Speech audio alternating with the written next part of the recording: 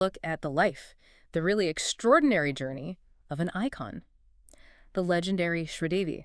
Her presence, well, it just lit up the silver screen for decades, left such a mark. Now, our source material for this is pretty fascinating. It's a document in Hindi titled Sridevi's Suspense and Romance-Filled Life. And it's important to mention some parts are a bit hard to make out, kind of redacted or obscured, but the overall structure and the bits we can read clearly, they paint a really compelling picture of her life.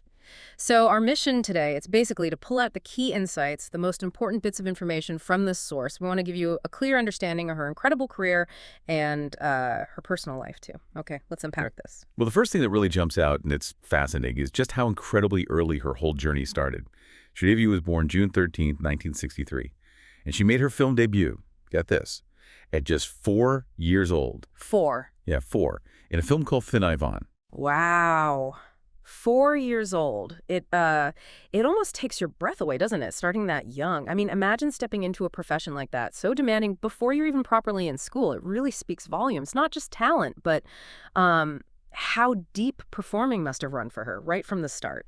And okay, so from those incredibly early beginnings, she just climbed so fast to superstardom.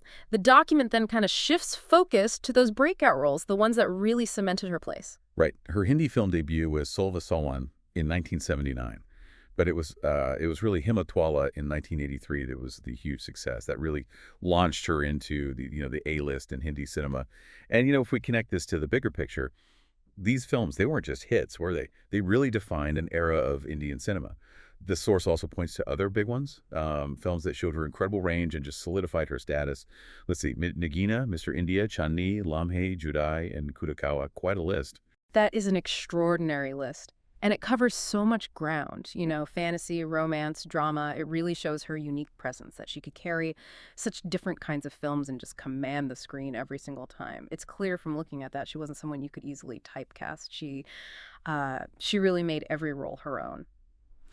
Okay, so here's where the story, according to the document, it takes a really interesting turn. It moves into the personal side of things, her love life and relationships. Exactly. The document does share some details about a significant romantic relationship and her marriage. It even specifically mentions the film Judai, right in that context. So it seems to suggest a connection between that time in her personal life and her work then. The source also mentions another specific name connected to her personal journey. Now, the name itself isn't totally clear in our copy. It's a bit obscured, but it definitely points towards, some complex layers in her private life. Right. So moving on from that aspect of her journey, the narrative then shifts again, this time to her role as a mother and that eventual amazing return to the screen. Yes, that's right. The source confirms she had 2 daughters. And then, after some time away from the spotlight, she made that much-anticipated comeback with English in 2012. It was huge, right? Widely celebrated. A really significant moment. It does make you think, doesn't it? It raises that important question. What does it take for an artist, especially one so iconic, to sort of redefine their career after a long break? And how do they manage to connect with a whole new audience while still, captivating the people who loved them the first time around? That is a powerful question, and it's relevant for so many artists, actually.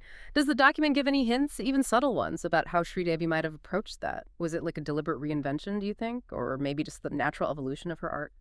Well, a source doesn't spell out a specific strategy, no, but it does seem to highlight the universal appeal of the themes in English. And Sridevi's unique knack for playing these very relatable sort of everyday characters. That probably played a big part, captivating both old and new fans. Her authenticity just really shone through. Okay, so as we follow her story further, we get to a really poignant part, acknowledging the sad turn her life took. Yes. Her passing. It was on February 24, 2018. The source describes this event.